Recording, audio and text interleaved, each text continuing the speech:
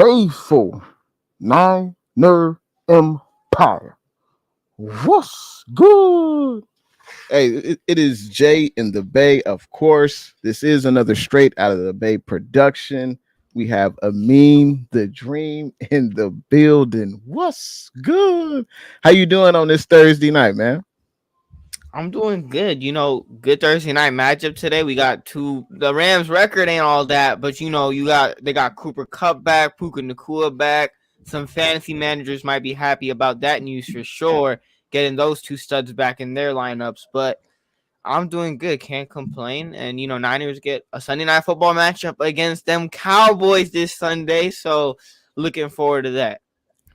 Hey, absolutely. And I scheduled this live stream at the wrong time. Clearly, 7:30. I should have did it after the Thursday night football game, but I didn't think this was going to be much of a game. I didn't hear about it until I don't know a few hours ago that Cooper Kupp would be activated.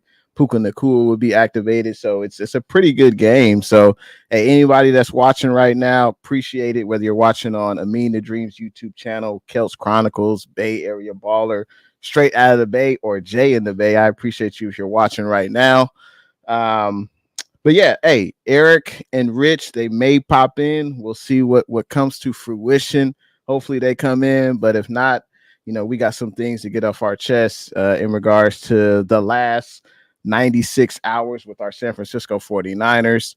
Before we get into that, I'm doing solid. Hey, took the kids to the pumpkin patch today, had a grand old time, so I'm good.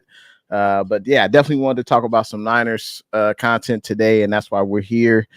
We got to talk about the biggest news of the season, Brandon Aiyuk, aka the Aiyuk Show, unfortunately tearing his, I think it's the ACL and PCL, I think. MCL. ACL, MCL. So clearly he's going to be out for the rest of the year. Devastating news. I feel terrible for BA. Obviously, I didn't like his tactics in the offseason, but this is why players do what they do in order to get that generational money that BA has secured for him and his family. Definitely glad he got the bag. For the 49ers' sake, we haven't seen those returns just yet, but obviously wishing a full speedy recovery for Brandon Aiyuk. But we have to talk about that. What was your reaction, Amin, to that? And also who's going to step up in BA's absence? Speak on Brandon Aiyuk, man. I mean, it's a tough loss, right? Because Brandon Aiyuk, we know how great Brandon Aiyuk is, but he hasn't really been what we expect or what we've seen from Brandon Aiyuk, particularly this season. He hasn't been the Aiyuk show this year. For the most part, he's kind of been subpar, especially with the money that he's been getting. But yeah, like watching that game, seeing him go down, then him pointing at his right knee, like, yeah, you could tell that something was up. I'm glad that he was able to walk off on his own power, but you could tell, like, now this definitely could have Brandon Aiyuk missing significant time.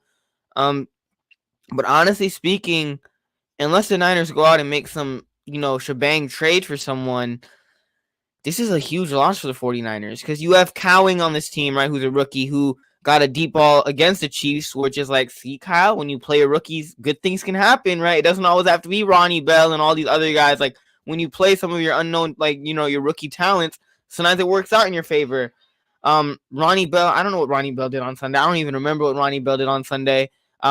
Except for, didn't he have that touchdown at the end of the game where it was like, it was too late anyways, Ronnie, like, it was too late.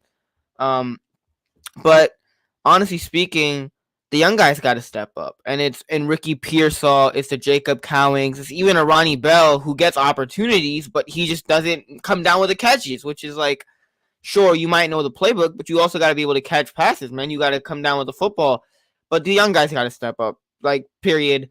I mean, with Deebo and his whole pneumonia thing, like, before the game, I found out that he wasn't going to play, and then people were calling him fat on Twitter this week, and they're like, Deebo's fat, and it's like, yeah, being a Niners fan is fun. It's fun, it's painful, but it's definitely always entertaining, like, 24/7, it's always entertaining. Doesn't even have to be the season. Off seasons are entertaining.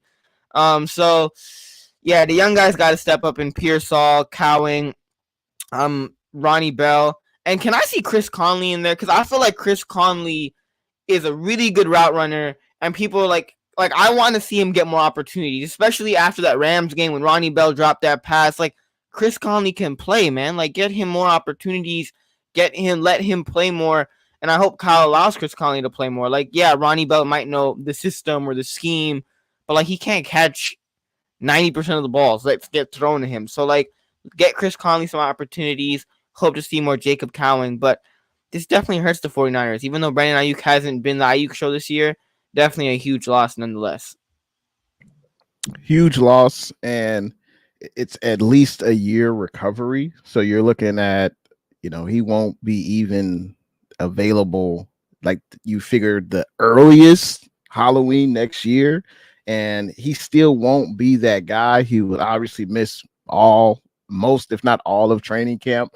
So it's almost like he's resetting back to the previous season last year, because there'll be another year, another consecutive season without a training camp for Brandon. And yeah, it's huge loss. Hopefully he can get in next year in December. Hopefully, maybe he'll play the last quarter of the season. That's all you can really hope for at this point. But yeah, huge loss. It sucks for the player, sucks for BA. Because I know, I wasn't a fan of his antics. He had to do what he felt he had to do to get his bread. He got it. And as Niner fans, we just want to see him perform. Obviously, he did have a drop in the game, a huge drop. I believe that was on third down. We will talk about the Chiefs game as we go on into the stream. But as far as guys who are got to step up, it's got to be the rookies. It's got to be Pearsall. It's got to be Cowling. I've seen enough from Ronnie Bell. I don't think he can really – I hope he proves me wrong, but it seems like Shanahan is going to give him opportunities. But I just don't see him really being that productive. We let go of Terrace Marshall Jr. I think that was before BA got hurt. I think about a week ago. Yeah. So I wonder if they'll bring him back. They've yet to add any wide receivers. I know there's still Trent Taylor. They worked out Gage. They worked out Russell Gage. Yeah. Okay. Did we sign him, or we just worked him out? I don't think we signed him just yet. No. Okay. Yeah, because I wonder if the Niners will. You would think if they would trade for someone, they would have done it already. Like, what else are you waiting for? I mean, Jay, you've been seeing the trades the last couple of weeks, and like, I'm not gonna sit up here and like, be upset about it. But at the same time, like Amari Cooper, which was before the BA injury, then who else gets moved? Devontae, which you weren't gonna get Devontae with the whole contract situation. That's a little bit complicated to work out. But D-Hop, let's if you realistically look at the situation, like he got traded 2 days ago. Brandon Aiyuk tore his ACL, and the Titans GM worked for the 49ers. Like he was a 49ers assistant GM or something.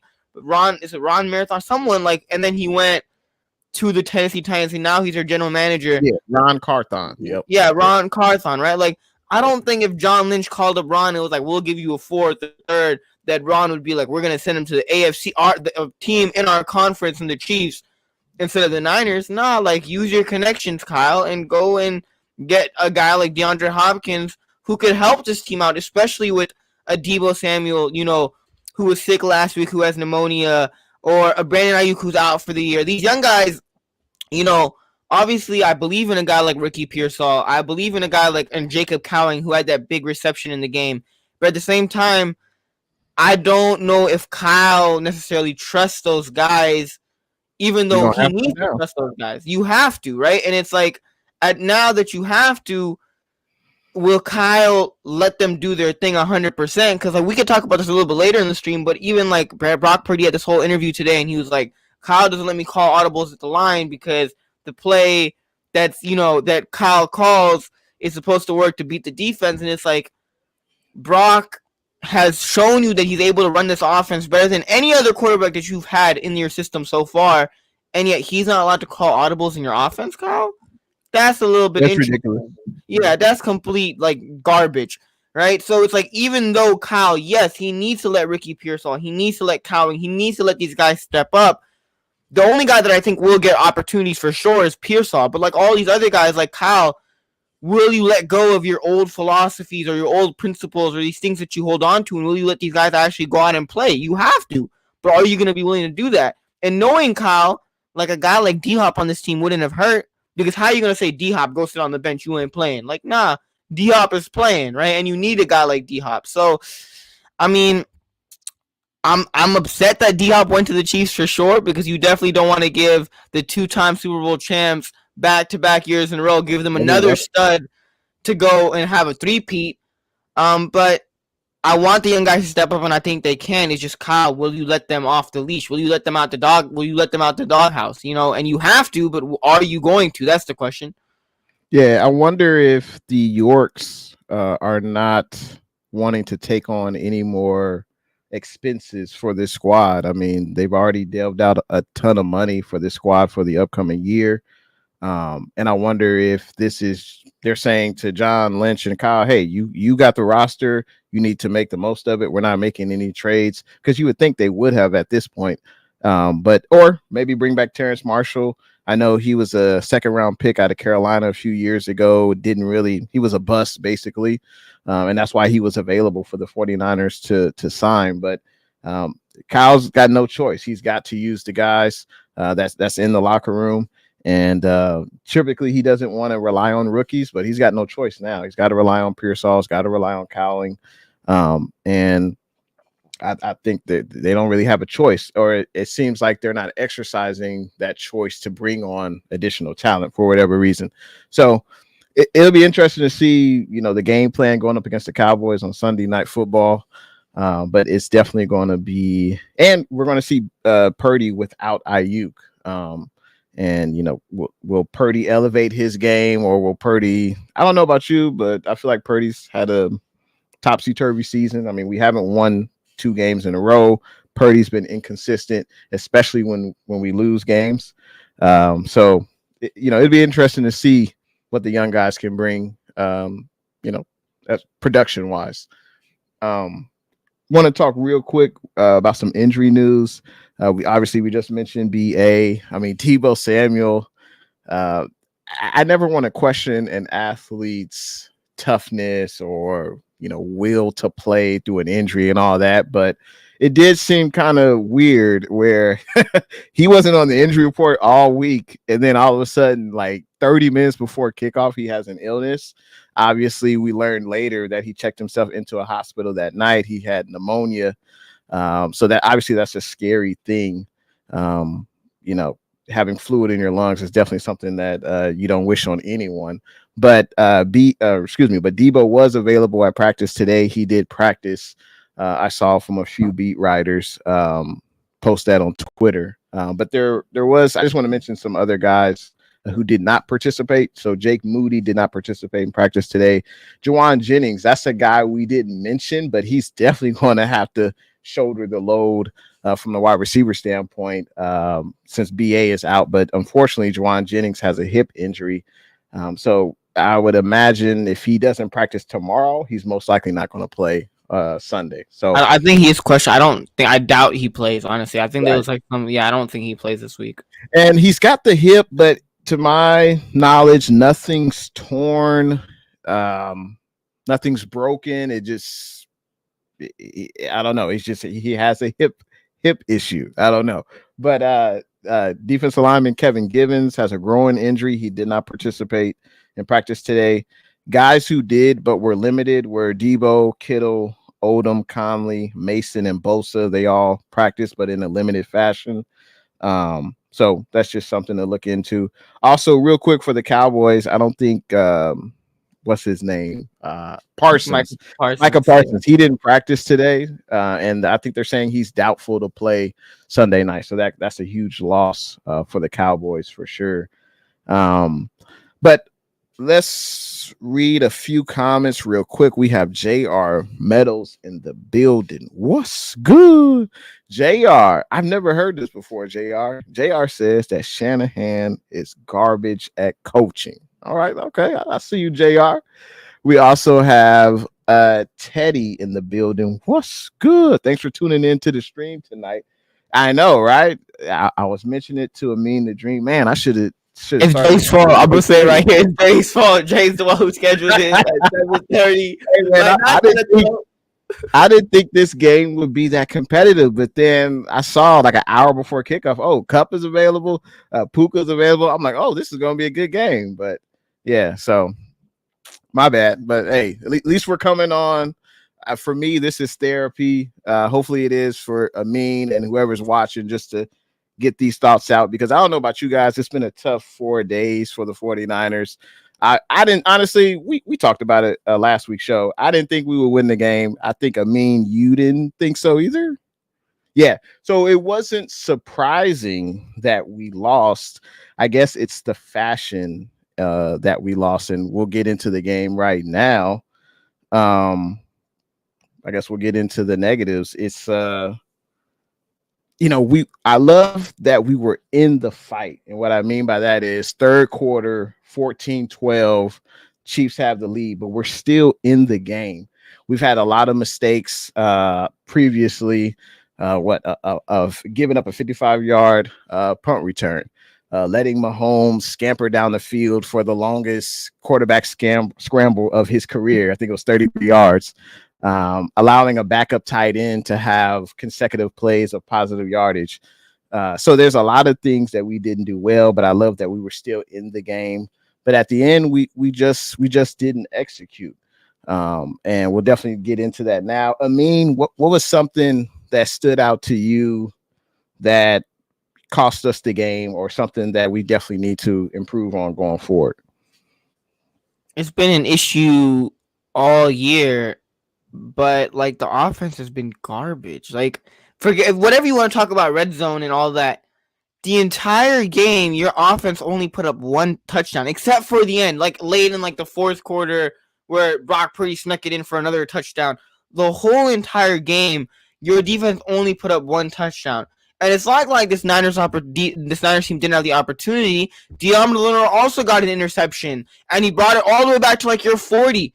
That drive didn't end up in a touchdown. Like, it's unexcusable mistakes that the Niners constantly make.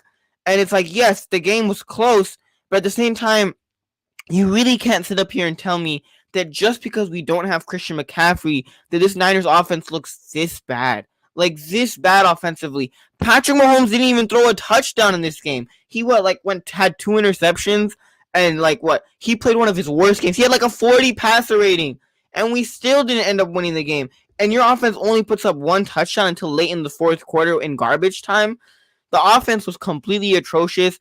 And like, I have my gripes with Kyle this year, and I'm gonna get on that a little bit later. But overall, like, special teams hasn't been great all year. I'm not gonna blame them for this loss, but didn't Mecole Hardman have like this big, huge like again? I have I have this let me pull this up real quick. Let me pull this up because they even put it up on like the whole Fox Sports thing. They put this up on the whole Fox Sports thing.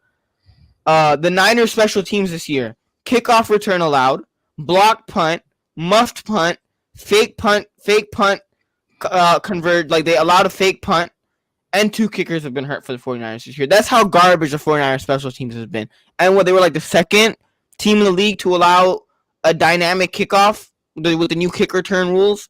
Like, the Niners team is not great. And what they're not telling you on this like Fox little thing on the Fox thing is that the Niners have probably allowed like one of the most in the league in like punt return yards, kicking return yards. Because it seems like every game you have at least 2 or 3 times where guys like Mecole Hardman, not even guys like Mecole Hardman, not even speed guys, but just like every team's returner somehow ends up getting past midfield, and it's end up to like Mitch Wishnowsky or Jake Moody or the kicker having to make a tackle every down game, which is like, it's no excuse. It's no excuse. I don't know how Brian Schneider isn't fired by now, because like it's really bad. It's atrociously bad with how bad special teams has been this year. Get Brian Schneider off this team. I don't know why it hasn't been done yet. I don't know how it's still a discussion. Like, he should be gone. It's the worst special teams, and the Niners special teams have been garbage since Kyle has got here.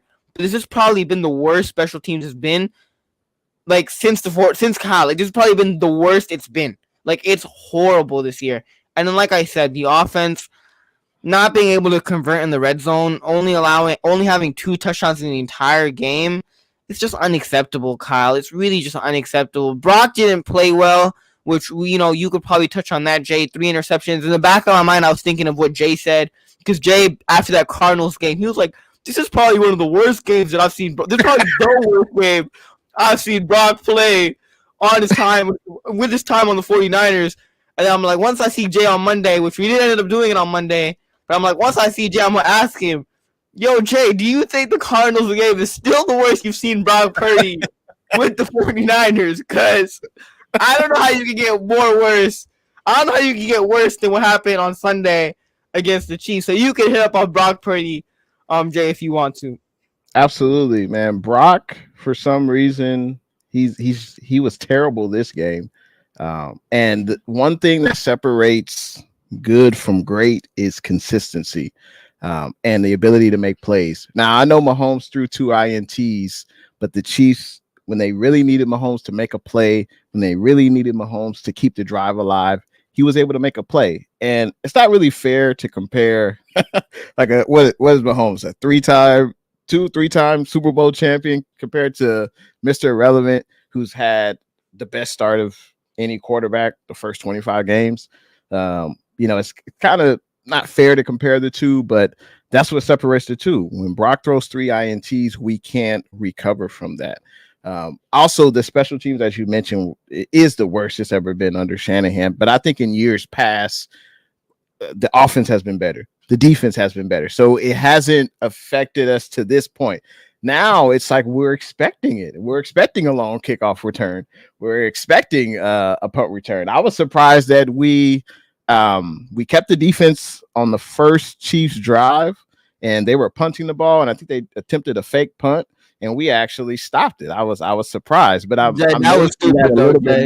That was stupid on the Chiefs' part, because I was watching and I'm like, 4th and 1, like just running up, like do a QB sneak, running up. We're gonna do a fake punt, like really, like that's how bad our special teams have been. That other teams know they could take advantage of it. Like when was the last time the Niners did a fake punt on anyone? Like it's just something that you rarely do. But that's how bad it is. You illustrated that with the numbers perfectly. And I think now, and Shanahan doesn't value special teams the same way we feel, or some people in, some faithful feel that he doesn't value offensive linemen. He feels like, I can draft a right tackle moving them left, or I could draft a left guard and we could train them at right tackle. Like, he doesn't value special teams. I believe he once said, I don't want special teams to win the game. I just don't want them to lose it. Like, that's your mentality. Like, clearly you don't care about special teams, and special teams can really, we've seen the effects of good special teams. We'll never forget Green Bay Packers playoff game. What's his name? I shouldn't be forgetting his name. I think it's Jordan. No, Jordan Willis. Jordan Willis has Willis with the block punt, right? So we can see, when you value special teams, when they make plays, it could really flip the field for you, and it could help this offense get in better field position. It could make it easier. So it is disappointing that Shanahan doesn't value special teams. And I agree with you. I mean, I don't know what you could really do. I mean, I don't remember the last time any other team had 2 kickers get hurt on kickoff coverage. Like, when was the last time that happened? Only on the night. I'm not saying it's gonna make it like better, but like it's not working with him. That's all I know. It's really not working, right? Yeah, like get him out. It's like, I'm not sitting, like, that's the problem with Niners fans, and I'll talk about it a little bit later with Kyle, because I got to get on Kyle a little bit later. But like, the issue that I have with Niners fans is that, like, when we talk about Kyle, because nobody's out here talking about, like, not a lot of people are talking about special teams the last couple of years, but the issue that I have is that Niners fans are like, but if we get rid of Kyle, what if we end up being a garbage team? Or what if it doesn't work out? Well, what I do know, like, with Kyle or even with special teams, is that right now it's not working out. So, like, I can't guarantee that it'll be better if we make a switch, but what I do know is that it's not working out right now. Like, and the only way to fix that is by making a change. And it's not like you're going to get rid of all of the players that are on special teams. You can't do that. So the only other alternative is to get rid of the guy that's coaching the special teams, which is Brian Snyder. And if it gets worse, like, but like you did something to try to address the problem. If you're not even trying to address the problem at all, then that's an issue. I agree. The problem needs to be adjusted. One big thing that's different from last season is Brock Purdy's completion percentage. Last year, he was completing about 68% of his passes. This year is 63%. So there's a huge difference. Even if you look at since Baltimore, since the Christmas night game. I think Brock's thrown like 12 interceptions, which is crazy, right? So something's happened. I've noticed that Brock doesn't go under center as much. We don't use play action as much, which I don't really understand why we're not doing that. Why would we change what we do when Brock was excelling at that? I think Kyle believes in Brock to the point that he wants to, I don't know, maybe throw the ball more down the field, but clearly it's not working. And especially when BA is out, Jennings is out, Deebo has pneumonia, and you're relying on rookies to carry the load on the, on offensively. So I think you kind of have to get back to basics. And I agree, Kyle. I don't think we could. I don't think the fire Kyle should be in full effect yet. Nah, fire Kyle, Jay. Fire Kyle. Especially after this last game where Deebo is out 30 minutes prior to the game. We all know when Deebo's not in there, the offense isn't the same. We know one of Kyle's deficiencies is he doesn't really adjust. And one thing that I love to see from wait, real quick, one thing that Andy Reid does is that's what separates the good from the great. Andy Reid, we know what his record is after the bye. He's only lost like 3 games and he's won like 20 plus games after the bye. So clearly we knew there was an advantage there. But he just puts guys in position to succeed. He had his backup tight end get a screen pass. He had him run a post route in consecutive plays to get 2 consecutive first downs. He had Mecole Hardman. Mecole Hardman, he is the Niner killer. Like he's run at least 5, 6, 7, 8 jet sweeps against us. This past week, it was 2. One of them went for a touchdown. And of course, he had the long punt return. But Andy Reid just puts guys in position to succeed. Kyle, for whatever reason, we don't see the jet sweeps.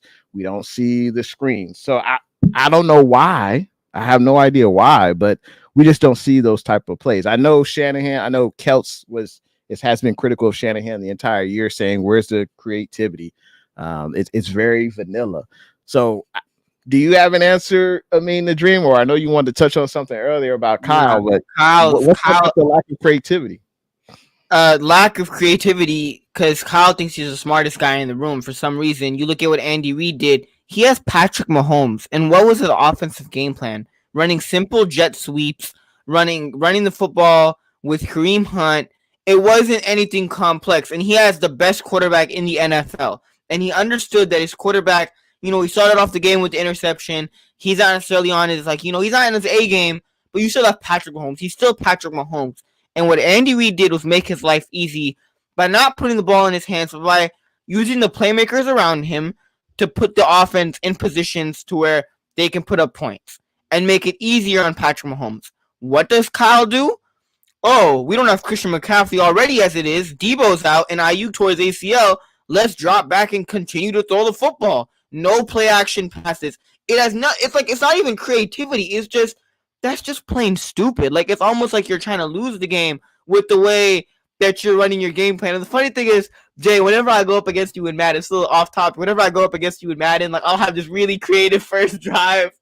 And then, Jay will find out what I do, and he'll stop it. And then I'll do the same thing over again. And I'll continue to be hella pass heavy. And I'm just like, I have Christian McCaffrey on my team, but who wants to run the football? I'm going to continue to pass it. And then what happens to me? I end up losing the game.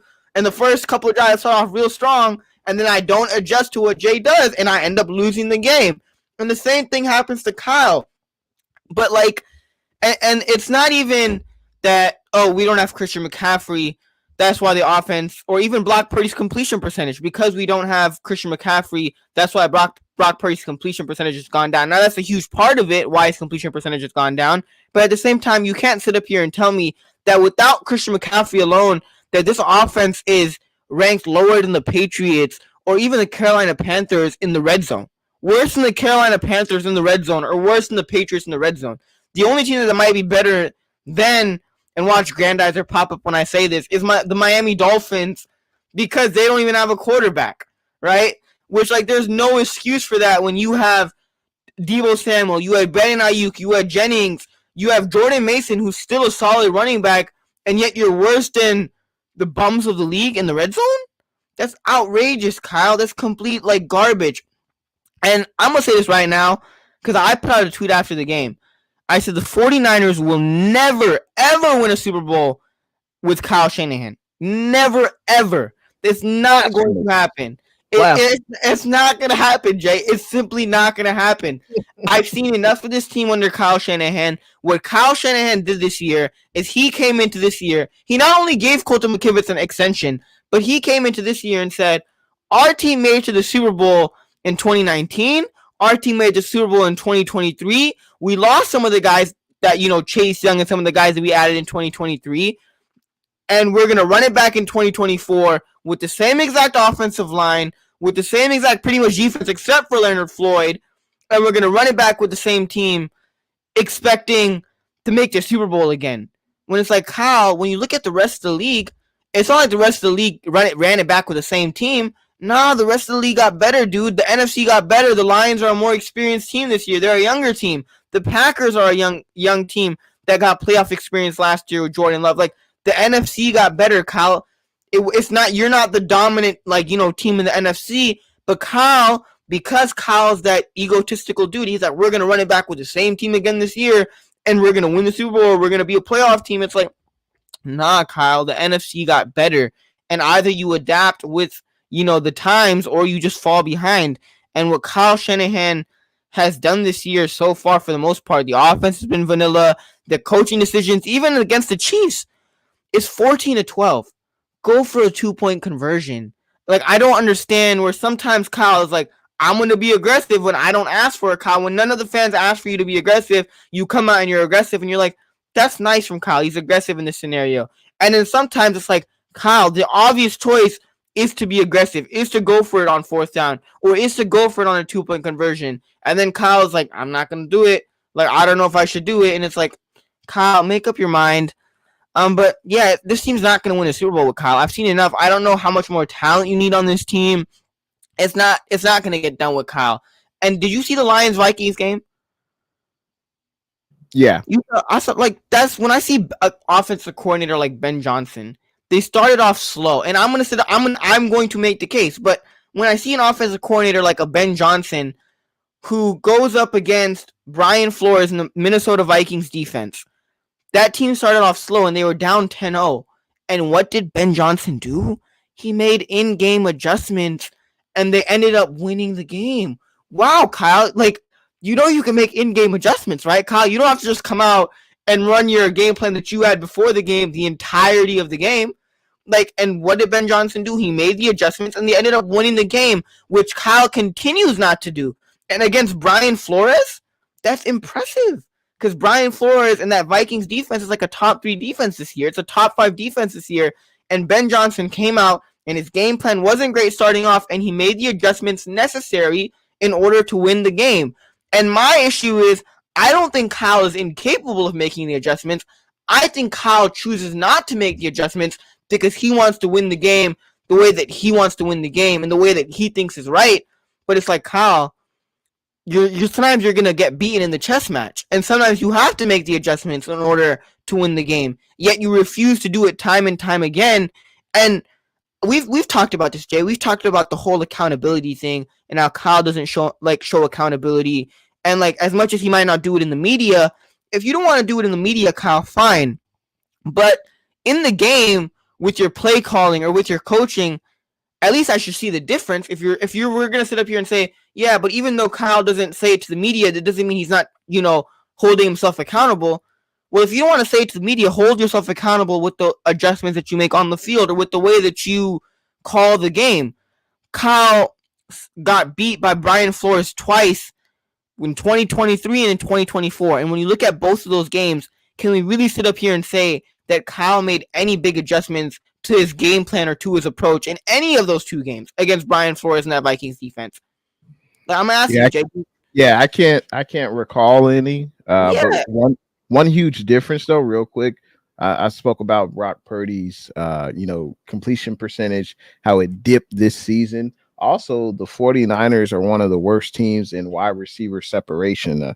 I listened to Larry Kruger, shout out to him, Bay Area radio legend, but he had mentioned that the 49ers wide receivers don't separate compared to the rest of the NFL. So that makes Kyle's jobs harder. That makes Brock's job harder. That could be why his completion percentage has dipped. Also, we used to be the Yak Kings, but we're no longer that. So for whatever reason, I don't know what it is, but how'd you do with Jimmy Garoppolo then, Jay? Like when you look at Jimmy Garoppolo in offense, run game, simple slant passes, you don't got to separate hella to run a slant route. Like that's not every receiver in the NFL should be able to run a decent slant route. The issue that Kyle's having right now is that Kyle wants to drop back and throw it 40 times each game and have Brock Purdy win MVP or something. And it's like, Kyle, I've said this. You've heard me say this before, Jay. I've said this the entire year so far. It's like, Kyle, I'd rather you win ugly than you lose pretty. And what Kyle constantly chooses to do is that, like, there's no play action. There's all these, like, deep routes. And it's like, Kyle, your offense ain't all that. It's like, it's not all that. And, like I said, like, I would love a Ben Johnson on this team or even a Bill Belichick, even though I feel like Bill Belichick is a little bit too old school for me. Because I feel like bringing in a guy like Bill Belichick will get these guys right. But then I don't want a Bill O'Brien as my offensive coordinator on the 49ers, right? Like, so that's my issue with Bill Belichick. But, like, a guy like Ben Johnson, who I've seen adjust in games, like, who I've seen adjust even going back to last week, who I've seen adjust in games where Kyle constantly refuses not to do that, it doesn't make sense. And then, like, you saw Colton McKivitz getting, like, ragdolled on Sunday, like, straight up getting bullied by George Karlaftis. And it's not like, oh, Colton McKivitz is on this team, we can get rid of him. You signed him to an extension in the offseason, Kyle. Like, just, oh my, like, I can't. Jay, I feel like that was one play where Karlaftis got the best of McKivitz, but if you're Brock, you can't throw that pass. You can't throw that red zone interception, and that's not Kyle's fault. You can say, well, it's Kyle's fault because he put McKivitz in that situation, but I mean, you're not going to have all pro offensive linemen at every position. I mean, Brock has to be smart enough to know I can't risk this ball in the end zone, especially to Ronnie Bell in double coverage. Like, I mean, you can't do that. That's fair, but at the same time, we talked about it a little bit earlier, but like Kyle, there was an interview, like I said, with Brock, and he said Kyle does not let me call audibles in the during the play, which is like Brock has ran your offense better than any quarterback you've had, Kyle, better than any quarterback that you've had, and yet for some reason you still refuse to let him call audibles on with your offense and run your offense. Yeah. Like you want him to run the offense the way that you want him to run your offense, which it's like when you don't put your trust in your quarterback to run your offense or to call audibles at the line, that's ridiculous, especially if the offense isn't working so far, right? And you want to say something, Jay? I was going to say, I completely agree with you. I would love to know how many offensive coordinators or head coaches allow their quarterback to make audibles at the line, but you would think they would, because the quarterback he has a POV of what he's seeing on the defensive front. Mm-hmm. The linebacker, like it's almost like he's playing one hand behind his back, that he has to run the play no matter what because you won't let him audible. It doesn't make sense. It doesn't make sense. And Kyle trusts Brock, I think, but he needs to trust him even further by allowing him to audible at the line and make those changes. Because you see quarterbacks all the time do it. So it's like, I don't understand why he won't allow him. I guess he's just that's his controlling nature coming out. I don't know. That's things where that's why I'm saying get Kyle.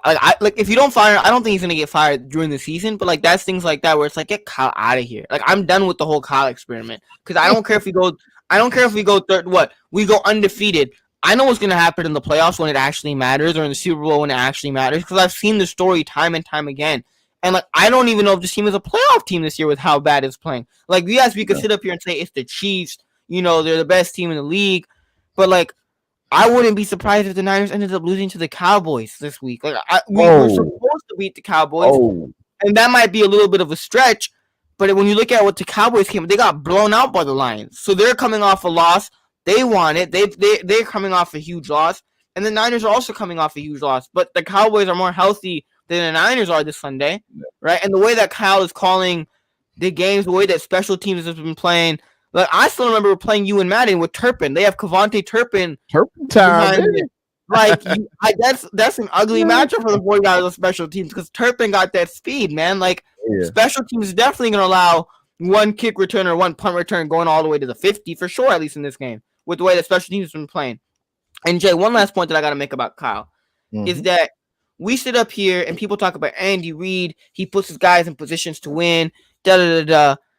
But when you realistically look at Andy Reid's career, Andy Reid was like Kyle Shanahan with the Philadelphia Eagles. He made it to multiple NFC championship games. They never could get it done. They ended up getting it done 1 year, and they ended up losing to Brady.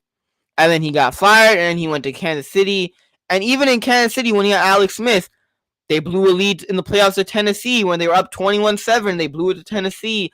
And he wasn't able to get it done until he got Patrick Mahomes.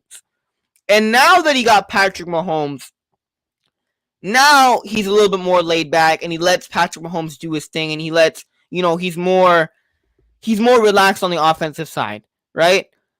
But with a guy like Kyle, even looking at a guy like Andy Reid was like Kyle until he found arguably one of the greatest quarterbacks of all time.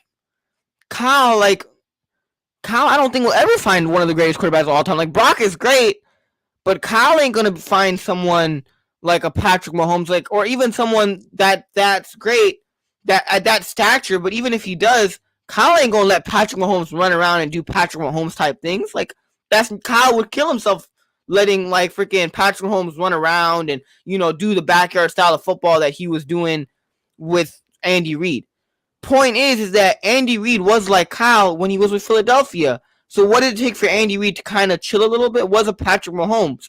Kyle Shanahan, even if we had a guy like Patrick Mahomes or a guy in the top elite quarterback, Kyle ain't going to let that guy run the system the way that, the way that they want to or call audibles. Kyle's going to run it the way that he wants to. So would a guy like a Patrick Mahomes be Patrick Mahomes with the 49ers? I don't even know, right? Because Kyle, when you don't let Brock run audibles and when you don't let him do his thing, like, if you had a top quarterback like a Patrick Mahomes, like a Hurts or whoever, or Josh Allen, would you allow Josh Allen to throw these interceptions and do the things that Josh Allen does? Because like Josh Allen, for example, he'll have like a freaking miraculous throw and then he'll throw an interception, an ugly interception. Like Kyle wouldn't handle that. Kyle wouldn't allow that, right? And that would be an issue for Kyle. So Kyle's controlling nature that he has, it's an issue. And when you don't like it's hindering the offense. It's hindering the offense in a huge way. And the issue that with Kyle, we've been saying, it's like, hold yourself accountable, Kyle. And if you don't want to do it in the media, hold yourself accountable by making changes on the field. He never does. And he runs it the way that he wants to do it, and it doesn't end up working. And then he goes in the press game conference. He's like, he'll sit back like this, and he's like, we did it the way we ran the game. We thought it was the best play in this scenario. We thought on we're losing 14-12 not to go for a 2-point conversion because we just felt like it was the best scenario at the time, or a 4th and 1 to put the team up by 7 points or kick a field goal with Mitch Wishnowsky. We thought it was a better option to kick it with Mitch. Like, it's just like things like that where it's like, dude, Kyle, it's stupid. It's plain stupid. No, well said. But real quick, gotta say, what's good? We have Big Tuwan 49er in the chat. Hopefully I said that correctly. We got David McNiner in the chat. Livy's World, Steve-O. Gotta say what's good to all you guys who are enjoying the stream right now. Make sure you hit that thumbs up button wherever you're watching. Steve-O had a great question. Let's pull up Steve-O's question. He says, how many outcomes change with Audible? A 2-year guy calling plays with jobs on the line. Tell me how many quarterbacks can call audibles right now. Your guess would be less than 5, and a guess sit down. Now, I would say there's probably more than 5 quarterbacks who can call an audible, or at least call 2 plays in the huddle. How about that? For if you the first play, if you see that it's not going to be successful based on the defense's front or coverage or whatever, maybe call the second play, audible to the second play. You could do that. What are your thoughts on that? I mean, Goff is allowed to. I would say I've seen Goff call audibles at the line. Goff is allowed to. I would say Matthew Stafford is allowed to for sure. I've seen him do it. You saw that Super Bowl play with like the no look. He's allowed to for sure in McVay's offense. Patrick Mahomes, that's a no brainer. Patrick Mahomes is allowed to. I'm I sure would Lamar Jackson. Lamar Jackson. I would sit up here confidently and say Josh Allen is allowed to. Yeah. I would sit up here and say C.J. Stroud is allowed to for the most part. I've seen him call audibles at the line. I don't understand why you wouldn't, unless you like you said, it's my way and that's the only way. I don't understand how it doesn't benefit you, the coach, to have your quarterback who's seeing it in real time say this play is not going to work, Kyle. Let's audible to the second play, or let's because he's the smartest guy in the room. He's the smartest guy in every room that he walks into, and he knows that. Yeah, and that's where like the whole ego thing comes in with Kyle, and it's like it doesn't make sense, Kyle. It doesn't make sense not to allow your quarterback who's seeing it firsthand, seeing it firsthand what the defense is doing, and it's like your play right off the bat, the one that you call isn't always the best, Kyle. Like that, you know that, right, Kyle? It's not always going to be the best, the one that you call, right? It's okay to make an audible, Kyle, but for some reason he doesn't allow it, which it's just dumb. Like I can't with Kyle, and these are like the frustrations that like the issues that I have where it's like it's not going to work out with Kyle, and Kyle's not going to be able to win a Super Bowl because realistically, Kyle, what pisses me off even more is that when you realistically think about this team, I'll always have this team in the back of my mind as a what if. What if this team didn't have a Kyle Shanahan as a head coach or had someone else, right? Like we could sit up here and talk about all the potential coaches, but what if this team had a coach that was a little less controlling like Kyle or that held himself accountable? This team probably would have had at least one Super Bowl, right? Like at least one Super Bowl. But this team has 0. And this team is on the downward right now with the way that this team has, been playing so far in the season. Like, I don't know. It's just frustrating because I feel like if we had a different coach, the outcomes would be a whole lot different. Like, I feel like we would at least had one Super Bowl. Kyle's to blame for sure. But regardless, with whatever play that the coach calls, you have to try your best to execute. You have to avoid penalties at all costs. And we've seen with this squad, there have been penalties. We've seen Brock being not as accurate as he was last season. Last season, he was 68%. This season, he is 63%, and Amin will be right back. But I think the players deserve some blame as well. They have to look themselves in the mirror and hold themselves up to a higher standard, and they have to execute the game plan. And I think that's something that's been lacking. I think so far we've proven to be an average team. We haven't won 2 games straight. It's a topsy-turvy season. Brock hasn't been on point. I don't think this season though is the one that Kyle should get fired over, if that makes sense.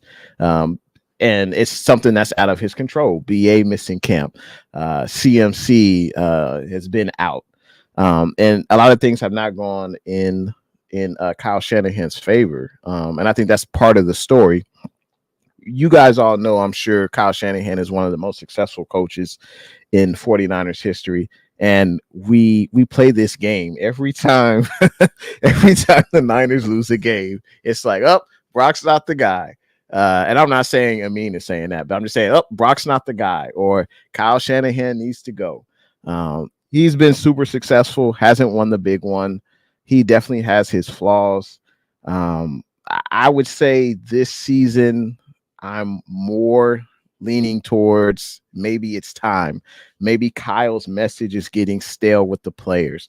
Maybe, I don't know. We'll see. But I don't think this team is the same team from last year. There's no way this team is the same team from last year. Just based off injuries, based off guys getting older. You look at all the top guys are getting paid. So let's see. David McNiner says losing 2 Super Bowls and 2 NFC championship games, is that enough to say Kyle isn't it? I mean, that's a fair statement. That's definitely a fair statement. I would love to. Well, clearly York. One thing I did not like is, why did Jed York extend Shanahan? Yes, he had some success in the playoffs, but he didn't win the big one. Why would you extend it? It's kind of like you're telling him, you haven't won the big one, you've been successful, and that's good enough. And I don't think that was the right message to send to Kyle. I don't think he should have gotten extended. The front office have made some bad decisions. You look at their first round draft picks. You look at trading for Trey Lance. clearly those were bad decisions on their part. Steve-O says, y'all call him Kyle because not played and too lazy. No, we there's only one Kyle when you talk about the Niners. We all know who we talking about. But man, hey Steve, I appreciate you tuning in. I appreciate everyone on this stream. Steve says, let me start with this before I go off. Did y'all know Armstead injury week 9, Super Bowl injury kit award? No, you don't know for a reason. Larry says Jed York doesn't understand anything. He got his money and position through family. That's fair.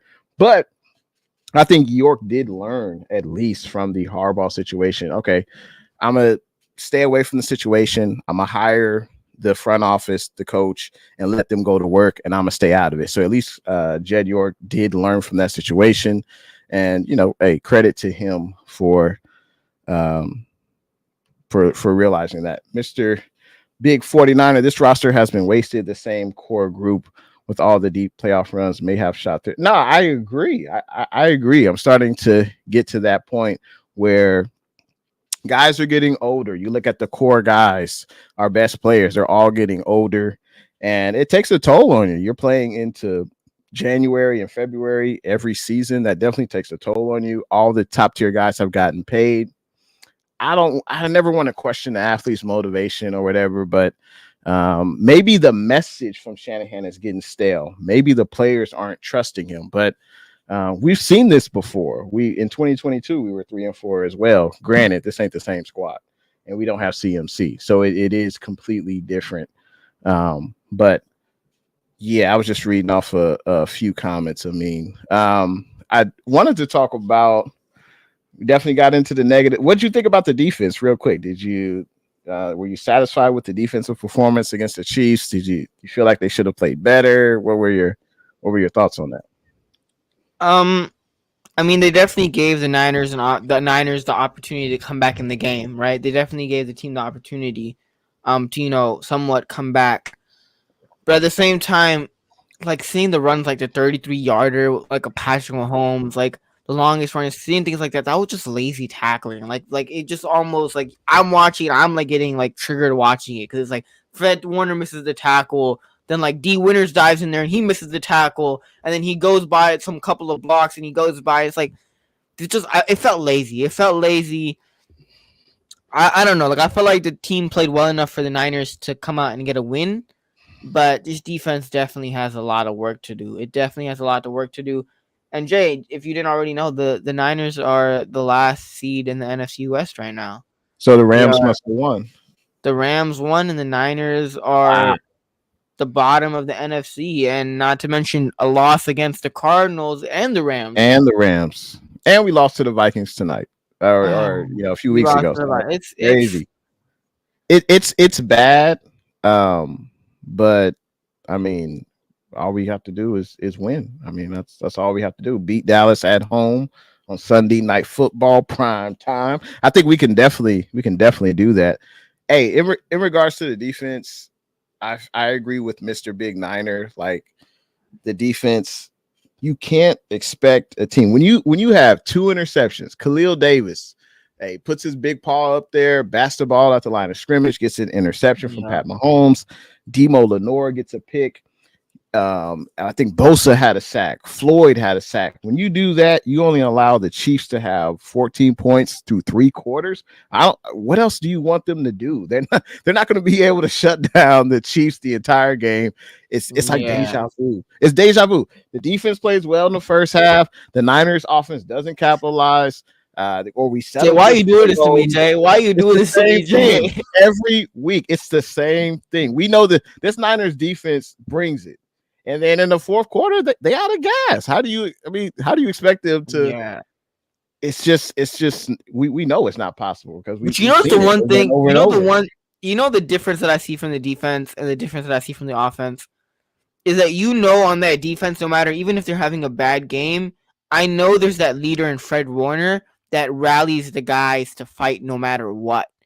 And even in that Super Bowl last year, the defense fought and they gave the Niners an opportunity to win, and the Niners offense fell short. And we can sit up here and talk of the whole excuse game of the one play here, one play there. But in the Niners game, against the Chiefs on Sunday, the Niners defense for the most part did their jobs, right? They did their jobs because they made it a competitive enough game for the Niners offense to come back and win the game. Yet the Niners offense did it. And one thing that we've talked about adjustments, but the one thing about this Niners offense is that, like, I don't know if there's anybody that's like, all right, Brock, you threw 2 interceptions, and Kyle goes over and it's like, Brock, you got this, keep your head up. Like, there's not that guy on that offense where I feel like there's an emotional leader on that offense. And I feel like that's something that the offense lacks right now, is that even though we could sit up here and talk about how great the offense isn't doing, like how good the offense is doing in terms of scheme and the way that it's operating, but the offense simply just doesn't have an offensive leader. And when you look at the defense, no matter how bad of a game the defense is having on a particular week, that defense has that leader in Fred Warner, that voice that says, hey, guys, like, we still got to fight. We're the freaking 49ers. Like, even if we allowed 20 points in the first half, like, we're going to come out in the second half and we got to ball out. On the offense, like, I don't know if there is that guy. I don't think there is that guy where it's like, all right. It's supposed to be Brock. Yeah, but Brock is going to have his bad games, right? Brock is going to have bad games, and when Brock has bad games, I know a coach like a Dan Campbell is going to walk over to Jared Goff and say, listen, you're having a bad game. Keep your head up. You got this. I don't think I've ever seen Kyle walk over to Brock Purdy, ever walk into Brock Purdy and be like, listen, Brock, you threw 2 interceptions, even though I'm making you pass the ball 30 times in the first half. Like, you got this, Brock. We believe. No, it's like Brock is like yelling at dudes and it's like throwing his headset. It's like all like, oh, it's like why are we doing this again? Like another interception, Brock. It's like, nah, dude, you're the head coach, and when your team sees you, throw your clipboard or get upset, it's like your team sees that. Your team sees your frustration, and as the head coach, you're supposed to be the leader of your team. And when you have that type of attitude, where's that going to reflect on the players when they see their head coach doing things like that? Like, it's just, this team is dysfunctional. Like, it's not. I don't think that's a problem. I think I agree with you. He should hold guys accountable. And if he doesn't want to do it on the sideline, then do it in the locker room. But yeah, he could say, hey, man, pick it up. We need you to be better, make better decisions, like whatever you got to do. But I think Brock, he has to play better. I mean, he was lights out last year, dare I say. Like he was hella good last year, and now he's not. And well, I would say he's been inconsistent this year. That's what I would say. I still think he's our franchise quarterback. But yeah, he's got to be better, especially with Aiyuk out, especially with, we don't know what we're getting from Deebo. Kittle's banged up. Mason, 14 carries, that's not enough. And granted, the Chiefs did a hell of a job stopping our run game. Yeah.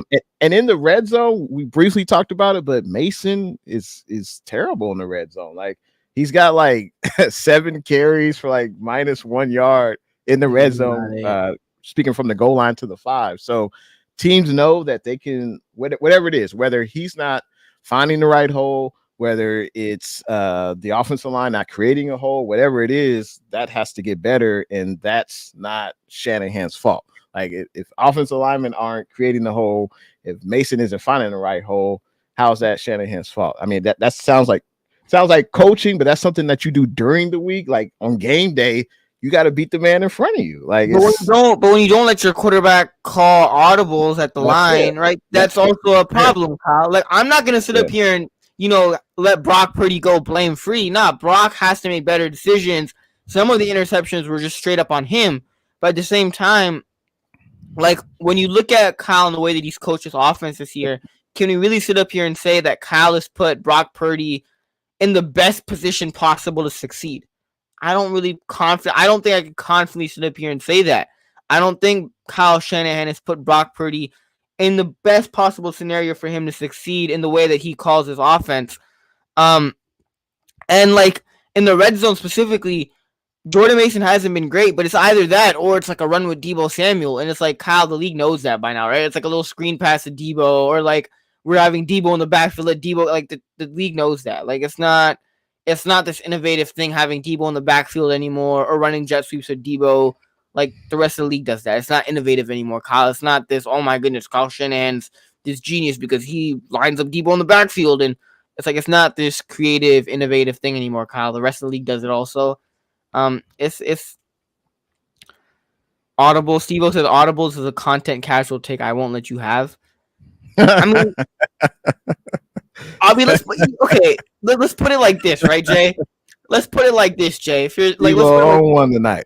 let's put it like this, Jay. I think I disagree, but at the same time, when you allow your quarterback to call audibles, even if it necessarily doesn't have a quote unquote football effect, right, on the field, but at the same time, what that does do for your quarterback's mental confidence is that it shows him that you as the head coach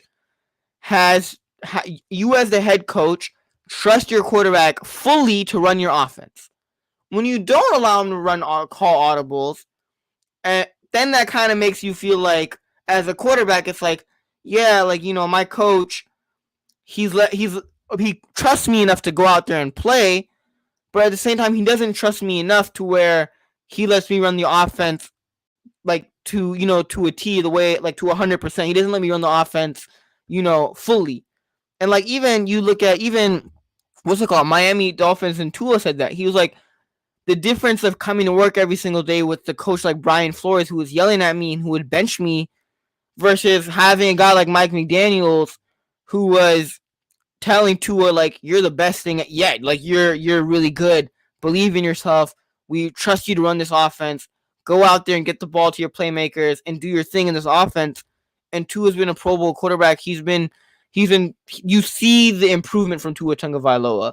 Where it's like with Kyle, it's like, if you don't let your quarterback run audibles, even if it necessarily doesn't have a football effect, it definitely does something to your mental confidence, because it's like, all right, my coach trusts me enough to put me out here, but he also doesn't trust me fully enough to run the offense 100%.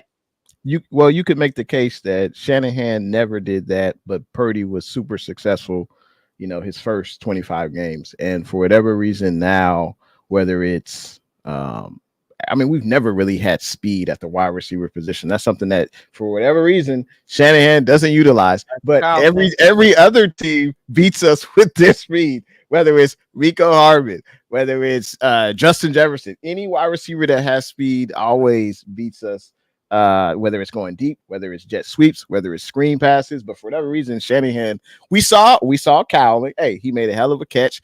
Kittle made a hell of a catch downfield. But even when Shanahan calls a good play, hey, Purdy didn't throw the ball over the receiver's shoulder, so that way they could run it into the end zone. That should have been a touchdown. They had to turn back around and wait for the ball. So Shanahan called a great play. The receiver was open on both occasions, but Purdy didn't deliver a great ball. Did he deliver it there? Absolutely, but it wasn't executed to the fullest. And if he did, that could have been 2 touchdowns. So that's why I say coaches, they call the plays, but the players, they got to execute it. And if they don't, we haven't been consistent, whether it's a penalty, whether it's Trent Williams, hitting the opponent and getting thrown out the game, whether it's BA dropping a pass, whether it's McKivitz has a penalty, Brindle has a penalty. This is what, and you said it before, this is a dysfunctional team. And I would kind of have to agree. It is, especially we're an average team right now. We haven't won 2 games in a row. And this is the reason why, for the reasons I just stated. But yeah, real quick, was there any Niners that stood out to you in a positive way? Is there anyone? You don't have to spend a long time on this, but just anyone you want to shout out? I mean, he missed an extra point in the game, but it's like whenever I see other kickers come off the street and like make 55-yarders that are like straight through the middle, and then I see Jake Moody who's like, clanking stuff, and I'm just like, do we really need to draft a kicker in the 3rd round? Do we really need to draft a kicker in the 3rd round, Kyle? Do we really need to? Yeah, I'm just like, I don't know. Like, I'm not even trying to hate on Jake, but like, I wouldn't mind having Carlson, or what, not necessarily Carlson, but I liked Matthew Wright. His kicks look really good to me. So like having another kicker outside, even if it's not getting rid of Jake Moody, but having another kicker outside of Jake Moody, just in case. But yeah, like, I don't know, whenever I see other kickers make 55 yarders right through the middle, dead right in center, and then I see Jake Moody, and then I'm just like, And then Mustafa is another one. Mustafa had himself. He's just a physical guy, man. Like the way that he plays. Like I'm a huge fan of Mustafa. So yeah, Mustafa had the interception. He had the no? He didn't have an interception on Sunday? I don't. I'm thinking of the Seahawks game. But he had sonic ring hits. Yeah, he was doing his thing. Xavier Worthy, a few times on Kareem Hunt. Like, yeah, he definitely he'll miss some tackles, but I mean, he'll definitely, lay the word. Even Fred misses tackles. Like every dude on the 49ers misses tackles, Jay. Like it's almost like a tradition with the Niner, Kyle Shanahan team with the 49ers. Like we gotta miss tackles. If we don't miss tackles, something is up. This squad desperately misses Dre Greenlaw for sure. The energy, I think Fred trusts Dre sometimes, and I think that's part of the reason why this team struggles a little bit. Maybe guys don't trust each other. You think Fred trusts Devondre Campbell?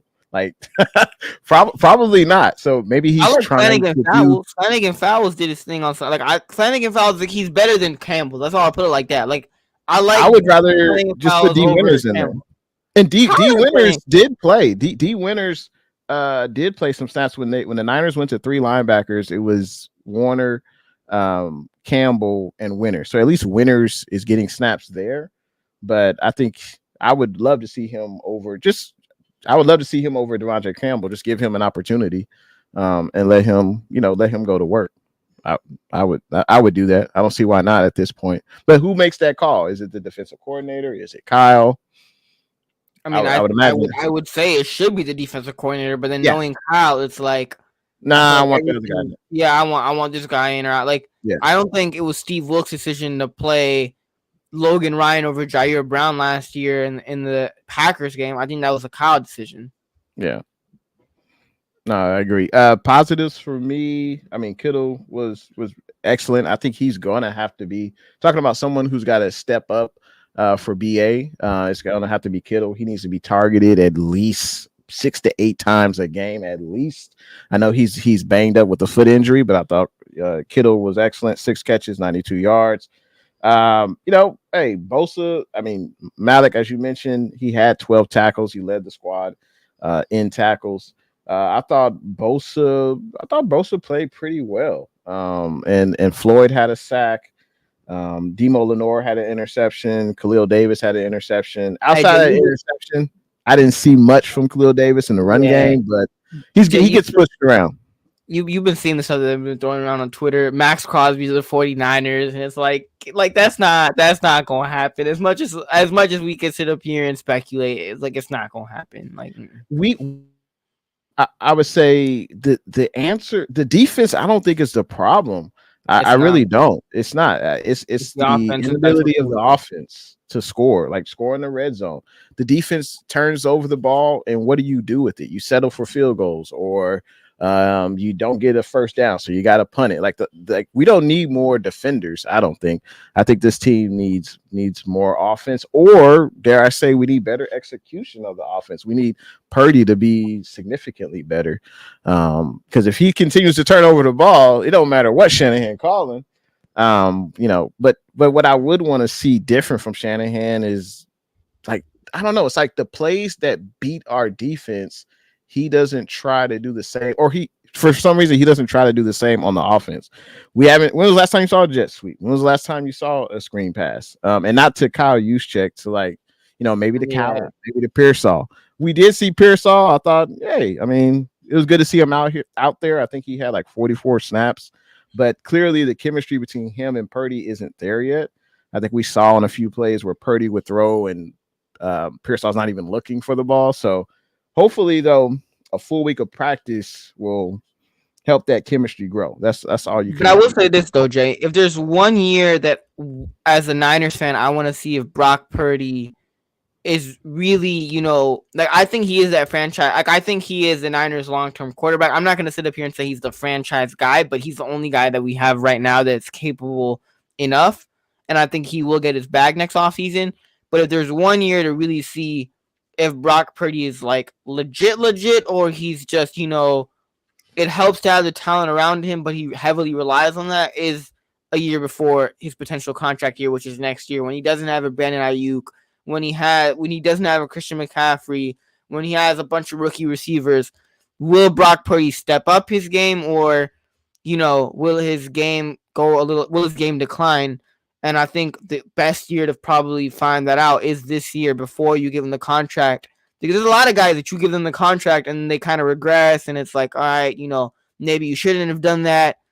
This year, this year is going to be a real test for Brock Purdy. Can he do it without, people call the Avengers? Can he do it without the Avengers squad in the Niners offense? Can he do it without, a Brandon Aiyuk and a Christian McCaffrey and all the stars that we have? No, absolutely. I agree. Well said. Real quick, we got to briefly touch on, the Niners' next opponent, the Dallas Cowboys, and I need help from the chat as well. Chat has been popping tonight. We love the engagement, love seeing all the comments, but who's a guy on the Niners team that really needs to have a standout game? And chat, let me know. Feel free to drop a Niner player who you feel needs to have a standout game in order for us to get back to our winning ways against the Dallas Cowboys. So, I mean, what say you, man? Who really needs to stand out? And it could be offensive player, defensive player. Who needs to really show out in front of the fans on Sunday night this weekend? Brock Purdy. Brock Purdy has to show out, because after a 3-interception game, you lose Brandon Aiyuk, like we said, you lose Brandon Aiyuk. You're gonna be asked to do a lot this game, and you're gonna be asked to do a lot, and it's not even necessarily that Kyle's gonna make you're gonna have to throw the ball 50 times. It's just that without your starting receivers, without already having the absence of Christian McCaffrey, there's already gonna be a lot of pressure and weight on your shoulders just coming into the game. So it's, can Brock Purdy step up, even though they don't have Micah Parsons? That Cowboys defense. It's still, it's decent. It's a decent defense. And going up against the Cowboys defense, will Brock Purdy step up, or will he fold under pressure without some of his starting guys, with having a bunch of rookie receivers? So, it's going to be a test for Brock Purdy. And if Brock Purdy comes out and has a clean game with 2 touchdown game, and he comes out and has a clean game, the Niners could end up winning it. Or if he comes out and, he struggles early on, the offense isn't in rhythm, and, he's making mistakes, then I don't know if the Niners end up winning the game. So Brock Purdy has a lot of weight on his shoulders, and he has a lot of pressure on his shoulders. So I'm going to sit up here and say Brock Purdy. If Brock Purdy comes out and plays a clean game, then I think the Niners have a pretty good shot at winning this one. It's just, and also Kyle, please call a decent game, Kyle. You had a great game plan against the Cowboys last year. You put up a 40 piece on them last year. If somehow, some way you find out to come out this game and we still, if we only put up 2 touchdowns or something like that the entire game, Kyle, Jay, okay, let's put it like this, Jay. I'm going to ask you the question. If the Niners offense only puts up under 3 touchdowns this entire game, or let's say 2, under 2 touchdowns this entire game, are you on get Kyle out of here? Are you on fire, Kyle? If we lose to the Cowboys and the Niners offense only puts up less than 2 touchdowns, if not less, like they did against the Chiefs, are we on fire, Kyle? No. What we got, dude? I'm not jumping off ship. I think it is it's not a cop out. It's not making excuses, but it's part of Shanahan's story this season. Jay, what if Jed and John watch this right now and they heard they see Niners fans like you who are no, I wouldn't fire Kyle Shanahan if he puts up a tweet against. Oh, trust me. If they go on Twitter, there's a lot of fire Kyle Shanahan. But I feel like with 49er fans, not just you, just that's what we hear. Anytime we lose a game, time to fire Shanahan. It shouldn't be that way after every loss. That gets old after a while. He's not. I don't think he's going anywhere. Get him out of here, Jay. Get him out of here. Should he be fired at the end of the season if we don't make the playoffs? Yes, he should if we don't make the playoffs. If we don't make the playoffs, Jay, there's no excuse. Would you fire Kyle and fire Lynch? Or would you let Lynch pick his next head coach? That's the thing. I know there's replacement candidates for Kyle. Yeah. If we still had Adam Peters in the building, I would be like, get John Lynch out of here tomorrow. Like, I don't care for John like that, right? But at the same time, I don't know who's available as a GM option to replace John Lynch, right? So I would get rid of Kyle if we don't make the playoffs for sure. But at the same time, I think Lynch deserves an opportunity because I feel like a lot of the decisions that he makes are controlled by Kyle. And like Kyle in some ways is the GM, right? Like a Deebo Samuel pick, that's a Kyle pick 100%. A CJ Beathard pick, that's a Kyle Shanahan pick. That's not a John Lynch pick, right? So there's picks like that where it's like those are Kyle-centric picks where it's like, what if you have, I don't know, with a Bill Belichick, I feel like it would be similar. It would be a similar situation somewhat because I feel like Bill wants control of, a lot of the things that he wants to do. And I think Bill Belichick is a great head coach, but when I see what Bill's done without Brady and the way that like the offensive coordinator hires that he makes and some of the decisions that he makes in terms of coaching, I'm not a huge fan of it, right? But like last year the Patriots offensive coordinator was like Matt Patricia. Was it Matt Patricia? It was like it was someone who was just like just like, dude. Yeah, you're just I would say I would say I would keep Kyle this season, and not having CMC is a huge deal. You could call it an excuse, but it's a huge deal to not have the best. They didn't win it last year with CMC, Jay. They didn't win it last year with CMC. Yeah, we got to the dance. Right, we got to the last game. We've been to the dance. We got to the Super Bowl. Yeah, we've been to the dance 2 times already, and each of the 2 times, it's not like we lost because we got blown out or something like that. Each of the 2 times, we've lost the same way. We forgot to, we got to the dance. We forgot to bring, the flowers for the lady. Or we spilled punch on her dress. 2 years and 2 times already in the Super Bowl. It's the same way. The only way I would fire Kyle at the end of this year is if he lost the locker room. If players still weren't playing with heart. For me, that's the only way I would fire him this year. Now, if we don't go to the playoffs this year and next year we don't go to the playoffs again, then I'm saying, okay, let him go. Yeah, for me, he's got one more season for me. And this is based off of his success. You can call it failures. Failures, Jay. You can't sit up here and tell me with this roster that no other coach would have been able to win a Super Bowl. There's no way. There's no way you can sit up here and tell me if you didn't have a competent coach that you couldn't have at least won 1 Super Bowl. 1. I mean, you can't say he's not competent. I mean, he's going to have the most victories.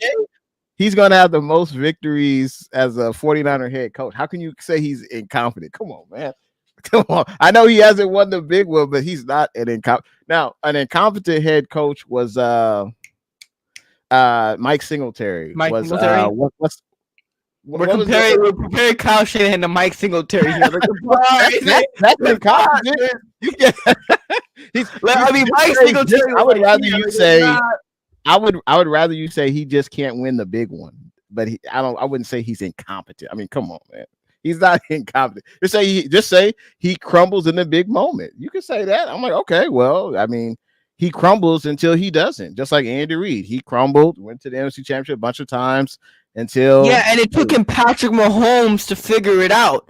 Kyle Shanahan ain't ever gonna get a Patrick Mahomes, and if he does get a Patrick Mahomes, he ain't gonna let Patrick Mahomes do Patrick Mahomes. He's gonna be like, Patrick Mahomes doesn't know how to read defenses.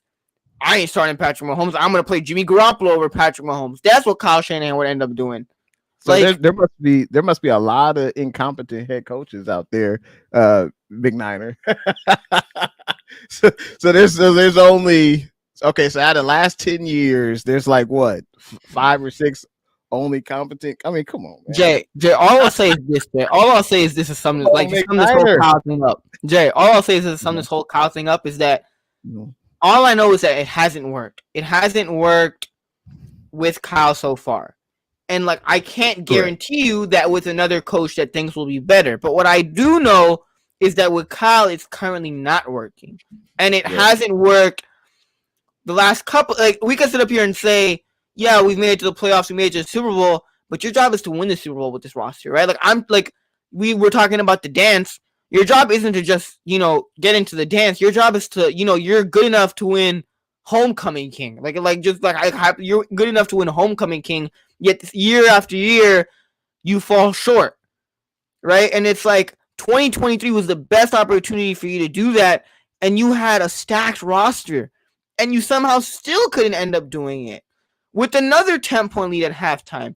So my whole argument is that we could sit up here and talk about the hypotheticals of, we don't have Christian McCaffrey, we don't have this, we don't have all that. But what I do know is that it's not working with Kyle right now. It hasn't worked in 2023. No matter how many wins we haven't been able to win a Super Bowl. And this roster is only getting older. The NFC is only getting younger and better. But at the same time, I just don't. If we would have been able to get it done with Kyle, it would have been done by now. And it hasn't gotten done by now.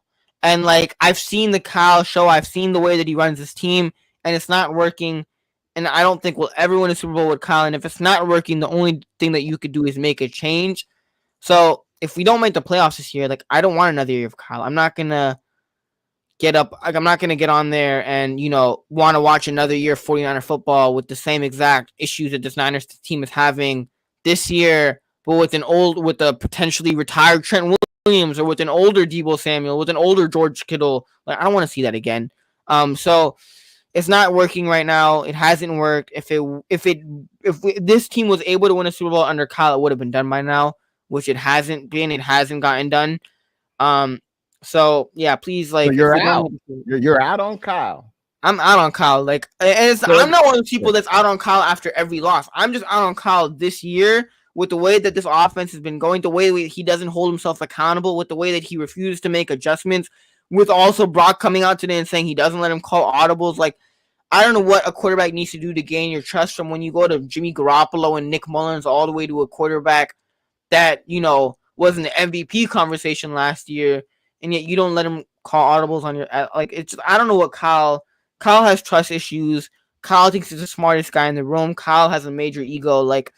If it would have been done, it would have been done by now. If we would have won a Super Bowl, it would have been done, but it hasn't. That's and fair. The team is it's only going down. That's fair. I still have a little bit more faith in Kyle, but I feel like obviously he's going to get the blame when we lose. He's going to get all the accolades when we win. But it's not just one guy. I mean, it is a 53-man roster. They have to bear some of that responsibility as well. But for me, if I had my druthers, I would give Kyle. He's got this season and next season. But part of the issue with Kyle is that he's kind of a made man. He got extended. When do we see this in the NFL? An NFL head coach gets their contract extended, but they haven't won a Super Bowl. I would love to see the statistics with that, but it's probably pretty rare. And Jay, when have you seen it when the owner comes out and says, we're not trying to hang up NFC championship banners, we're trying to win Super Bowls, and then you end up exciting the head coach who hasn't won the Super Bowl? That's part of the problem. You enable Kyle. He does think he's the smartest man in the room. He does think he's a made man. He's like, hey, why do I need to change? My contract is extended. My owner, my boss is clearly happy with me just getting there. It doesn't light a fire under Kyle. Maybe that's Can I pull up a stat for you, Jay? Can I pull up a stat for you? Absolutely, man. The 49ers are 0-40 when trailing by 8+ points at any point in the fourth quarter under Kyle Shanahan, including playoffs. They are the only team without a win in that scenario during that span. 0-40. They're the only team without a win. That's a crazy stat. That's crazy. Okay. I mean, Jay, but we want to keep Kyle Shanahan if he doesn't make the playoffs this year because he doesn't have Christian McCaffrey. Get out of here, Jay. Come on. Get Kyle out of here. Come on, Jay. Jay, you got to I'm not there yet. I'm not there. Jay. Ben Johnson is that light, Jay. You got to see it, Jay. I'm not there yet. He gets the Super Bowl in Detroit this year. And the Niners, if I'm John and Jet, I'm on the phone with Ben Johnson right now. I'm trying to poach him from the Lions. Yes, I'm done with Kyle. I'm done with Kyle. Unless I don't even care if we make the playoffs. I know which way the playoffs is gonna go. We're gonna get some hope. Maybe we might win the wild card round because we played the Cowboys in the wild card round. And then we make it to the divisional or NFC championship game. It's we blew a 10-point lead, and it's just like, oh my god, again, Kyle. And it's like, but then people are gonna be like, but we didn't have Christian McCaffrey or Brandon Aiyuk tore his ACL, and it's like, come on. That's a huge deal, man, and had them massive weapons. Nah, but hey, we'll see what happens with Kyle. But in regards to the question, who has to have a standout game? Right. I think it's going to have to be one of the receivers. You mentioned Brock. I think Brock has to definitely take care of the ball more. Don't turn the ball over. If it's not there, just throw it away. Avoid that sack. I like to see when Brock runs around, scrambles, makes plays. I like to see that. But I think I want to see more from Kyle. I definitely want to see him more, but that involves asking Kyle to utilize him in a way that will get him the ball in space, screen passes, jet sweeps, just get the ball in his hands. Him being a punt returner, it's been kind of shaky for me. I don't know about you, but haven't really liked what I've seen from a punt return aspect, but I think he's a weapon that will have to be unleashed, and hopefully we will see that. Pearsall as well. He'll be more acclimated with Brock Purdy. He had a full week of practice. Hopefully we see a better connection between those two. But I think it's going to have to be the receivers that really step up, have a big game, and make Brock's job easier. I think that's what it's going to have to come down to. So I'm looking forward to seeing the rookies and their impact versus them good old Dallas Cowboys. Hey, anything else? Oh, well, we have to give a prediction. Score, man. Score prediction. Yeah. Yeah. What's your score prediction, man? The Niners at home. Who you got? The Cowboys are coming off of a bye week as well. So the Cowboys unfortunately beat the 49ers. Wow. Yeah, I said it, guys. I said it. Don't come at me. Don't come to my house like tonight. Like I don't want Niners fans knocking at my front door. Like, what you say the Niners gonna lose to the Cowboys? I said it. What's the score? I'm gonna be nice. I'm gonna say like 27-20. Okay. And I even feel like 20 is too high for the way that this 49ers offense is playing this year. Like, I feel like I should be up here saying like 20-13 or something like that. I'm gonna say 20. I'm gonna hope the Niners score one more touchdown. That way Jake can still be on the Kyle train. But Jay's already on the Kyle train. Jay, I hope you know that if you were John or Jed and you were in that position, you were keeping Kyle, like we would, like me, Kels would come at you. I never would have extended him. Like or if I did, but you also got to think about from Jed's perspective. Like, he let go of Jim Harbaugh, one of the most successful coaches in the 21st century, when you look at it, and he let him go. So he's like, okay, well, I have a good coach. We got a good thing going. Let's keep him here. Maybe if you extend him, I wouldn't have. But if you did extend him, I don't know the exact terms, but I would imagine it was a multi-year extension, like 4 or 5 years. Maybe only do it 2 years. Like, maybe just say, hey, Kyle, hey, we love what you're doing here. You're building, but you haven't won the big one yet. And for us, that's not worthy of a 5-year contract extension. Let's do 2 years or 1 year. Like, make it short. Keep the fire under Kyle. But I think Jed York took that away. But chat, I would love to hear your score prediction as well. Jay, I love the hat, Jay. I love the hat. The hat is cool. Hey, appreciate it, man. Appreciate it. I'm going to take the Niners. I'm still, I mean, we are an average squad. Haven't won 2 games in a row. The Cowboys aren't that good. I mean, is anyone scared of Dak Prescott? I think we can definitely get some turnovers on him. The Cowboys can't really run the ball either. I'm scared of Banana Hand showing out with the game plan. Coming out. I would feel, if you tell me that Brock doesn't turn the ball over, we win this game. Would you agree with that? If Brock doesn't throw an interception, he doesn't fumble the ball, I would say we win this game. What would you say?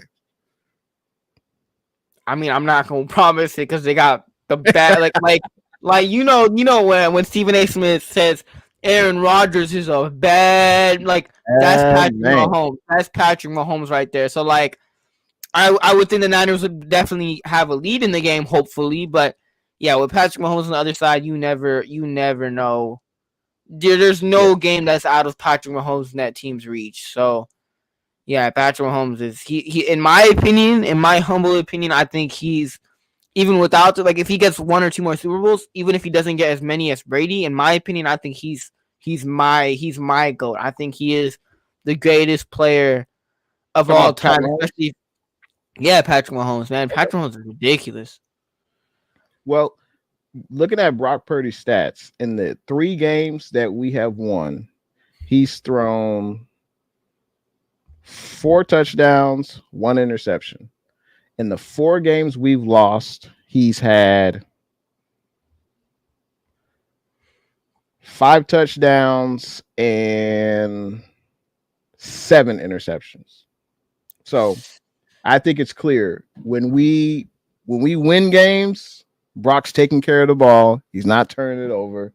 When we lose games, this cat's throwing multiple interceptions. So, but Jay, look at who you beat. Jay, look at the Niners win so far. Like the Seahawks, right? The Patriots. They got a better record than us. Yeah, the Patriots and the Jets, which have been garbage. Like, yeah, I mean, wow, Brock, you took care of the ball. We had high expectations for this squad coming into the season. Clearly, those were too high.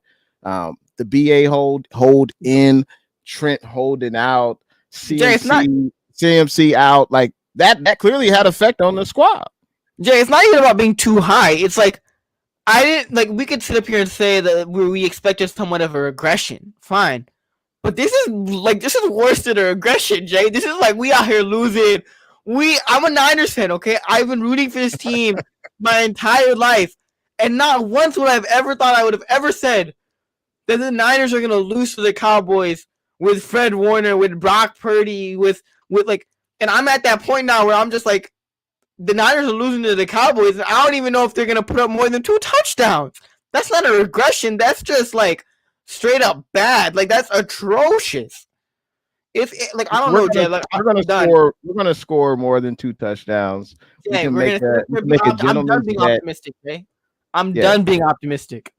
I dig it. I guarantee you we're gonna score more than 2 touchdowns on Sunday Night Football. I can see that happening. I can definitely see that happening. We'll see though. But I think the Niners are gonna win though. I see the Niners winning. I think Dak will definitely turn the ball over. You know, we'll see what we do with it on offense. Yeah, you gotta think about this. 27-21 49ers. 21 points for the Niners, 27 points for the Niners offense. So you being a little too kind. You're 27. That's a lot. Well, we scored 20 points in every game except. Well, I mean, okay, so we scored 20 points. Only game we didn't score 20 points was against KC and the Vikings. Those are only 2 games we didn't score at least 20 points. So I think we'll definitely score 20. Dallas defense is terrible. They can't stop the run. Now, will Shanahan, actually run the ball? Yeah, that remains to be seen. I don't, if you're trying to spell Mason because you need him the whole season, then you got to distribute carries to the other backs. Get IG involved more often. Get Patrick Taylor involved more often. Like you got to do that. If you're trying to spell goes against Kyle's principles, Jay. You're asking a man to go against his principles and his morals and his character, Jay. What you're asking too much of Kyle, Jay? Come on, Jay. Clearly. So if Kyle heard this, he would look at you like a madman, Jay. Like IG, you play IG, what? Nah, exactly. Not happening, Jay. Hey, and utilize him in the passing game. I would love to see IG use more in the passing game.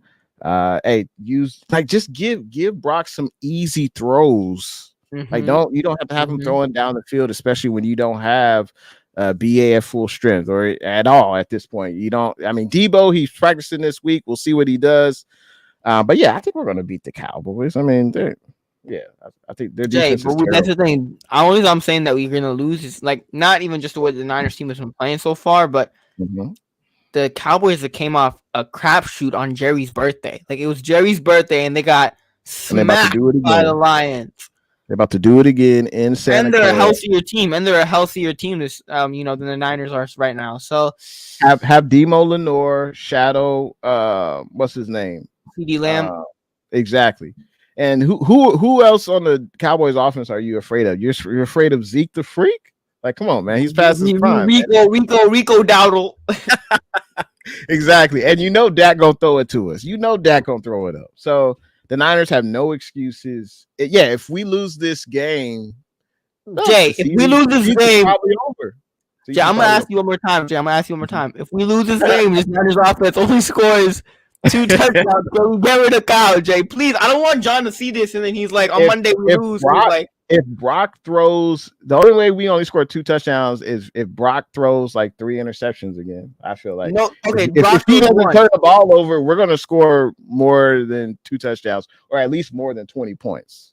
I guarantee you we're gonna score 3 field goals. If I was a betting man, I'll put over on the 3 field goals, at least 3 field goals. At least. So you're saying the Niners will kick more field goals than score touchdowns? Oh, hands down. That's a winner right there. Anybody want betting advice? Go and put the over on the Niners. Yeah. Mm-hmm. You might be right. We'll see. It's going to be an interesting game. I feel like there's no reason the Niners should lose this game to Dak and the Cowboys. You talk about dysfunctional. That's the dysfunctional team. That's an incompetent general manager owner when it comes to the Cowboys. That's just Jerry's, respectfully. That's just Jerry's shit show. Like, that's just Jerry. Yeah, like, you never want an owner coming out and like doing media interviews after a game. Like, that's just garbage, Jerry. Like, nah. Yeah, I completely agree. But hey, man, we appreciate everyone tuning in to the stream tonight. We appreciate whether you watched on the Mean the Dream, Bay Area Baller 18, Kelts Chronicles, Jay and the Bay. We appreciate all the support. Hopefully, Bay Area Baller 18 and Kelts Chronicles will be with us next week. But hey, man, it was good rocking with you tonight, Amin. Appreciate everyone that was in the chat tonight. And look at that! Look who pops in at the end right here. At the end, Chiefs again. Niners in last place. When it rains, come on. Yes, I mean we are what our record is. We've been an average squad. We haven't been consistent, and that's why we're where we're at. Did you have anything else you need to get off your chest? I mean, the dream. Hey man, JJ Redick head coaching debut. Oh. Lakers come out and get the W against the Timberwolves. Start Bronny Jr. next game. Bronny's like, please don't play Bronny. Bronny played for like 3 minutes. Like it was 7-0 run. Get him out of here. Yeah, he's like, get Bronny out of here. We're not doing this. So please, no more Bronny. Send him to the G League, please. Like send him to the G League. Like it's not. Yeah. What'd you think about this Chiefs fan? They got D-Hop. Obviously the rich get richer. Well, since you want Shanahan to be fired, so you think the Niners should sell, right? You don't think the Niners should try to add more talent. You think they should start getting rid of talent? Is that correct? No, I think this team is good enough. I just think this team lacks the proper coaching in order to win. Like in order to get to that mountaintop, this team lacks the correct coaches to do that. Yeah. You can't sit up and tell me this team ain't talented enough. This team has been talented enough. It's just they've never been able to get it done. Yeah, I agree. And it's going to be interesting Sunday night. I wish we could all 4 of us watch a game together in real time. I think you know what the best part about that would be, Jay? I would love to see Kelts real life, like in real time. Get out the tweets, like he's like, that was vanilla play. That's a vanilla play. What the hell you doing? Kelts opens up Twitter and he's like, he goes on Twitter right away after a play. He's like, how with this vanilla offense? Yeah, it would be super interesting. But hey, once again, appreciate everyone tuning in. We should be back. I mean, we might. I don't know. We'll see. We may do a show Sunday night right after the game. Or maybe Monday night, just stay tuned. We appreciate all the support. If the Niners lose, I need Kelts. Otherwise, I ain't trying to hop out with. We'll see. I had a hell of a time on the show with you, but you're way too optimistic, Jay, about this 49ers. You need Kelts to say burn it down, man. Get rid of them. Kelts to just because Jay, the problem is you give me hope, Jay. You give me hope, and then like I know I'm gonna get crushed. At the end, should not lose to the Cowboys. Now, I don't know about the rest of the games, But it would be so dope. We beat the Cowboys. We got the bye week. Then we head to Tampa Bay. This could totally restart the season, man. Don't you see it? I mean, the dream. Come on, man. I'm blind, Jay. I'm legally blind. I don't see it. I don't see it, Jay. All right. Well, hey, man, close it out how we normally do, man. And you can give your closing thoughts. Feel free. Go ahead. Bang bang Niner gang. Like just like take me out of my misery. Peace. We'll see y'all next week. Later.